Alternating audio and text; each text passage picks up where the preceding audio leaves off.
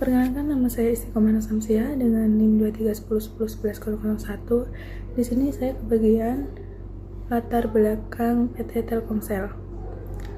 Nah, berikut latar belakang dari PT Telkomsel itu memiliki kualitas jaringan yang sangat menentukan kepuasan, kepercayaan, dan loyalitas pelanggan di industri telekomunikasi. Adapun gangguan layanan dapat menurunkan kepuasan, memicu perpindahan pelanggan, dan merusak reputasi perusahaan. Pada perusahaan PT Telkomsel memiliki peran humas menjadi strategi dalam pengelolaan isu dan komunikasi krisis melalui pendekatan yang cepat, transparan, dan tepat. Hal ini penting untuk menjaga kepercayaan publik, mempertahankan loyalitas pelanggan, dan melindungi citra perusahaan. Bian Mbak, aku mau tag video bentar. Assalamualaikum warahmatullahi wabarakatuh. Perkenalkan, nama saya Jaka Priyani dengan NIM 2310111020 dari kelompok 4. Pada slide ini, saya akan menjelaskan deskripsi dan jenis konflik yang terjadi pada PT Telkomsel. Konflik ini muncul akibat adanya isu keamanan digital dan gangguan layanan jaringan yang berdampak pada kepercayaan pelanggan serta reputasi perusahaan. Prinsip no system is safe menunjukkan bahwa tidak ada sistem yang sepenuhnya aman dari ancaman cyber. Kondisi ini menimbulkan tekanan bagi manajemen untuk mengambil keputusan secara cepat dan tepat. Jika dianalisis, konflik ini tidak hanya bersifat teknis, tetapi juga termasuk konflik tugas, konflik organisasi, dan konflik komunikasi. Konflik tugas muncul dalam menentukan solusi, konflik organisasi muncul dalam koordinasi internal, sedangkan konflik komunikasi terjadi dalam penyampaian informasi kepada publik. Selanjutnya, kita memasuki pada slide penyebab, analisis, dan dampak. Konflik ini disebabkan oleh kompleksitas ancaman digital dan keterbatasan informasi dalam situasi krisis. Dalam kondisi seperti ini, perusahaan tidak selalu dapat mengambil keputusan yang sempurna, tetapi harus mengambil keputusan yang paling tepat dalam waktu yang singkat. Telkomsel menggunakan pendekatan rasional, intuitif, dan partisipatif agar dapat merespon situasi secara cepat dan adaptif. Hal ini menunjukkan konsep bounded rationality, yaitu pengambilan keputusan dalam kondisi keterbatasan informasi.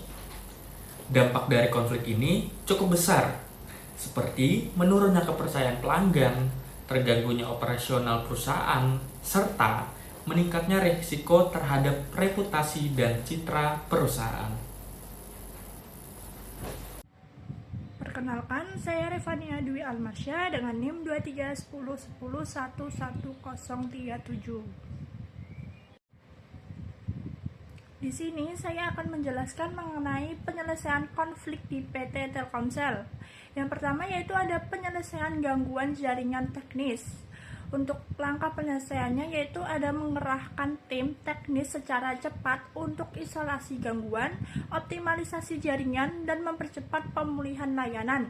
Selain itu juga menggunakan teknologi AI Autonomous Network dan memperkuat jaringan 4G atau 5G, khususnya saat lonjakan trafik di Natal dan Tahun Baru. Yang kedua ada penyelesaian polemik hukum Kauta Hangus, yaitu dengan menghadiri persidangan MK untuk memberi keterangan melalui ATIS atau Asosiasi Penyelenggara Telekomunikasi Seluruh Indonesia dan mengedukasi pelanggan mengenai syarat dan ketentuan prabayar. Yang ketiga ada penyelesaian isu pelanggaran PR atau krisis. Untuk langkahnya, permohonan maaf publik melalui media sosial dengan call center 188 atau 116.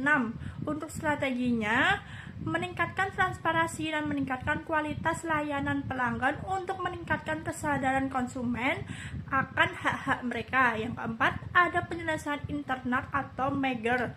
Untuk langkahnya, menjamin tidak ada PHK dan proses integrasi dan melakukan penyesuaian operasi untuk memastikan layanan VMC berjalan secara lancar. Assalamualaikum warahmatullahi wabarakatuh. Perkenalkan, nama saya Aziza Dwi Nurmawati dengan NIM 2310111044. Di sini saya akan menjelaskan tentang hasil dan pembahasan mengenai PT Telkomsel. Nah, penanganan isu gangguan jaringan Telkomsel ini menunjukkan bahwa komunikasi yang efektif itu berfokus pada mengurangi ketidakpastian publik melalui pengakuan awal, pembaruan informasi, dan kejelasan penanganan. Keberhasilan komunikasi itu tidak hanya ditentukan oleh isi pesan, tetapi juga oleh kecepatan respon, konsistensi antar kanal. Nah, serta keseimbangan antara informasi itu teknis dan empati. Kanal digital berperan sebagai pusat informasi. Nah, itu informasi utama, sementara media berkurat legitimasi pesan. Nah, selain itu pendekatan yang tidak defensif terhadap keluhan pelanggan membantu menjaga kepercayaan. Pada akhirnya, penutupan isu dan komunikasi pusat panggilan menjadi penting untuk memastikan pemulihan reputasi dan menegaskan bahwa layanan telah kembali normal. Assalamualaikum warahmatullahi wabarakatuh. Perkenalkan, saya Muhammad Amrul Mujib dengan NIM 2310111055. Saya akan menjelaskan tentang kesimpulan berdasarkan analisis data sekunder. Pengelolaan isu gangguan layanan jaringan oleh PT Telkomsel Indonesia menunjukkan pola komunikasi yang cukup konsisten dan efektif. Perusahaan cenderung cepat menginformasi adanya gangguan, memberikan informasi penanganan, serta menyampaikan empati kepada pelanggan yang terdampak. Pemanfaatan kanal digital sebagai pusat informasi utama, didukung pemberitaan media membantu memperluas jangkauan pesan resmi dan menekan munculnya spekulasi di masyarakat.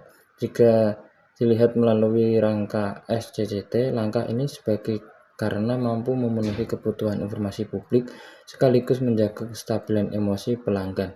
Secara umum, ritme pembaruan yang stabil, konsistensi pesan, dan kejelasan jalur bantuan menjadi faktor penting dalam menjaga kepercayaan pelanggan selama masa gangguan layanan. Terima kasih.